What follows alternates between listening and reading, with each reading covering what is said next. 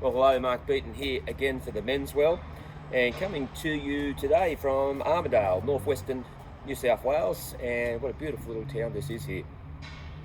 I want to talk to you today about a tool I've created I've called the Credibility Tool, and it's to help grow your self-esteem. Because if we look at the Men's Well, there's three areas in which we focus on to try and build a better version of yourself. The first one is growing your confidence. Can be better phrased as knowing your identity. I'll speak more about this in another video, but we need to know who we are at our core. The second thing relates back to the first, and that is to grow or build a healthy self-esteem. To be able to live in your skin, your own skin, and be your friend and at peace with who you are. And the third one is to, I guess, be able to handle yourself or your reactions in any situation. And I would say this is to learn to make better decisions for yourself, because I continue to say, and I say to my men in my group, is that if it doesn't serve you well regarding your decision making, it's got to go, or the habits that you do, it's got to go. So I want to talk to you about a tool I've created. Now, I have picked these 5 things because I think this is a way that you can grow your self-esteem. It's 5 things that you can do that is going to impress yourself, because I continue to say there's only one person that you need to impress in this world, and that is you. Building a healthy self-esteem is doing things that at your core agree with you and you know that you like. And we can do these 5 little things here go a long way to lifting us up to say, oh, hold on, I'm really having a go here, I'm really trying. So let me really quickly run through them. Again, you might have your own sort of tasks or challenges that you want, but I like these. First of, number 1 is honor your word. Let me just read it to you. When you say you're going to do something, ensure you follow through. Attach value to the promises and the commitments that you make. Don't make things that you can't get to when you're promising yourself that you'll do. Again, I'm not talking about others, I'm talking about you. And if you say you're going to do something, follow it through to the best of your ability.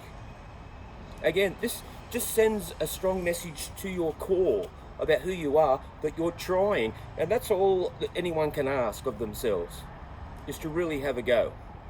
The second thing, you might find this is a little bit different, but remember people's names. You know, there used to be a program 20 years ago called Mega Memory, and the guy that ran Mega Memory had a 30-minute infomercial, and he said he went from being just a person in a business to vice president, and he reckons that he did it by remembering every name that he met that was the people above him, and everything sort of that they told him regarding wife's names, children's names, where they went on holidays and so forth.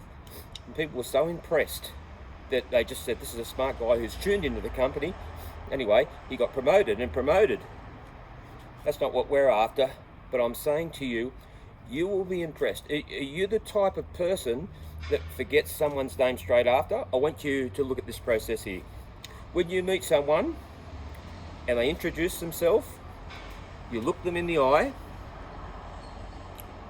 When you shake their hand, and you repeat their name back to them. So someone goes, hi, I'm Mark Beaton. You go, hi, Mark Beaton, I am whoever. This process, I can guarantee you, will work, because what focus is, I think I've said this before, focus is moving every other distraction that you have in your thoughts or memory, except for the one task that you're doing. When you look someone in the eye, you really look at them, you focus on them, and you say their name back, you're not thinking of anything else.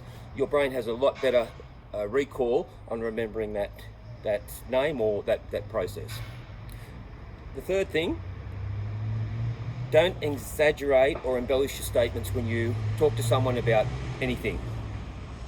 Say what you know is true without using remarks to impress others, because enlarging a truth will only put you in conflict with your honest self. You know what you think your truth is. Well, you know what your truth is. And to say anything different, you're going to have that little voice. That voice that we're always trying to listen to and adhere to is going to say to you, that's just not true. Why did you say that? So try and stick to the truth as you know it. And again, there'll be a lot more parity here between you and the voice that you consistently hear from you. The fourth thing is, this goes for everybody. Don't be tardy. Be on time. Honor people's time. Manage and prepare yourself that you can arrive on time or early for all appointments. I'm going to tell you, you will be amazed how pleased you are with yourself when you start to get there early, or if you're there before that person gets there, or you're there when they get there. But this is something that we should do anyway, in respect, because if they're late, well, that's their issue.